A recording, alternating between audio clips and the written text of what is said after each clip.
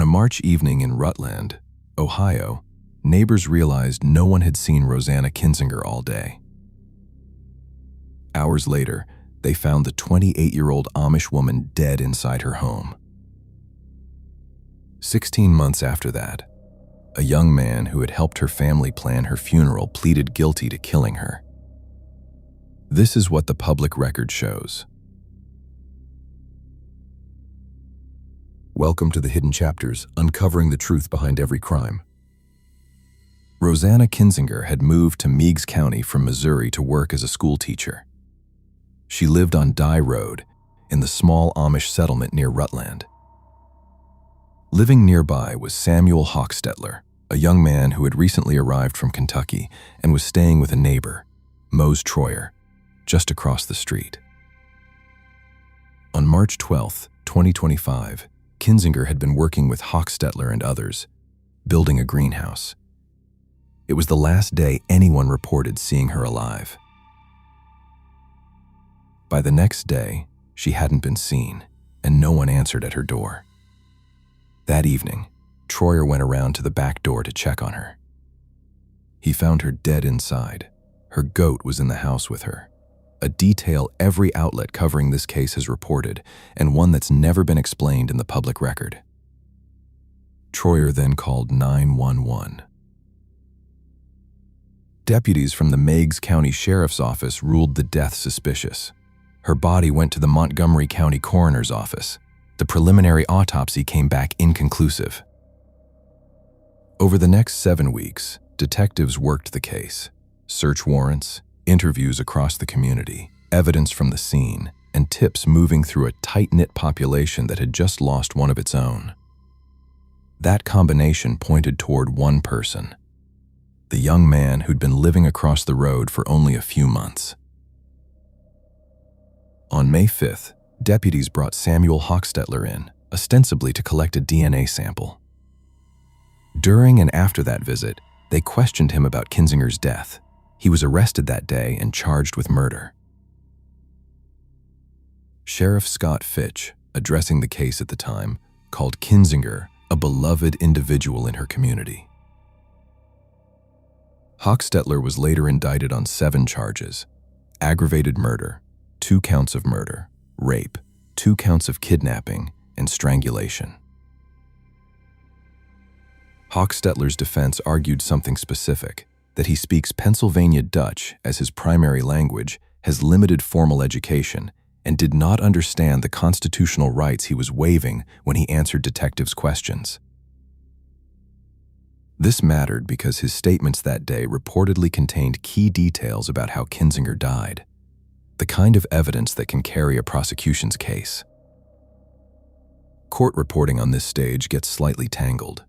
A hearing on the question was held before Judge Michael Barr in September 2025. By January 2026, coverage of the ruling attributes it to Judge Linda Warner, who also presided over the plea and sentencing months later. Public records don't clarify how the case moved between them, or whether that's simply inconsistent reporting, so this script won't guess. What is clear: the judge ultimately ruled Hochstetler's statements inadmissible at trial because he didn't understand his rights when he gave them. Prosecutors pushed back and asked the court to reconsider. Public reporting doesn't show that ruling being reversed before the case ended. That single ruling would turn out to shape everything that came after. A trial was scheduled to begin the following Monday. On July 24th, 2026, instead of going to trial, Samuel Hochstetler, by then 19, changed his plea to guilty on the single count of aggravated murder. The prosecutor's office dismissed the rest: the additional murder counts, the rape charge, the kidnapping counts, and strangulation. In court, prosecutor James Stanley laid out the state's account. He said Kinsinger and Hochstetler were not in a relationship, not courting, not dating, though witnesses who saw them on March 12th described Hochstetler as flirting with her or showing off. Friends said Kinsinger didn't especially like him. Stanley told the court the evidence would show Hochstetler covered Kinsinger's face with a blanket, with enough force to dislodge her lower dentures, and pressed against her torso until she couldn't breathe. He said he believed the state's case was strong, but acknowledged that part of the decision to offer a plea deal came down to that suppressed confession. Hochstetler's attorney didn't dispute that his client killed her. He argued the smothering was accidental, the result of his lack of experience, he said, and that Hochstetler felt genuine remorse. Judge Warner sentenced Hochstetler to life in prison, with the possibility of parole after 25 years. He'll also be required to register as a violent offender and as a Tier 3 sex offender, a registration requirement that stands even though the rape charge itself was dismissed. Public reporting doesn't spell out the exact legal basis for that.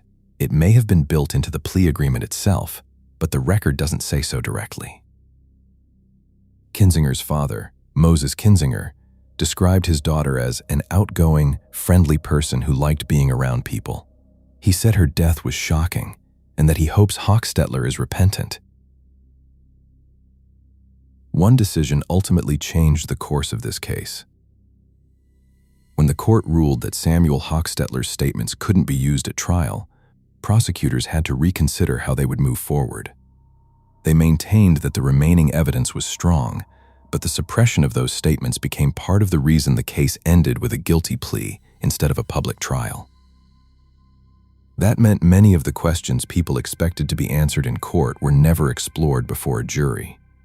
Instead, the case concluded with an admission of guilt, a life sentence, and a public record that establishes some facts clearly while leaving others unanswered. Here's what's actually established. Rosanna Kinsinger, a 28-year-old schoolteacher, was killed in her home on March 12, 2025. Samuel Hochstetler pleaded guilty to 1 count of aggravated murder for her death and was sentenced to life in prison. The other charges against him, including rape, were dismissed as part of that agreement, not proven or disproven at trial. One detail sits outside all of that legal machinery. In the time between the killing and his arrest, before anyone in the community knew what he'd done, Samuel Hochstetler helped Rosanna Kinsinger's family plan her funeral and stayed in their home. No court filing explains that. No public record resolves it. It's simply true. And it's the part of this case that doesn't end with a plea.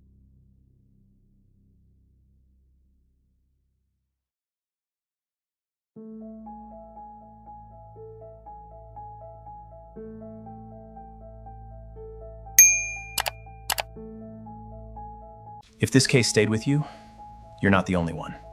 And if you're ready for the details most people miss, there's more waiting in the full Hidden Chapters playlist.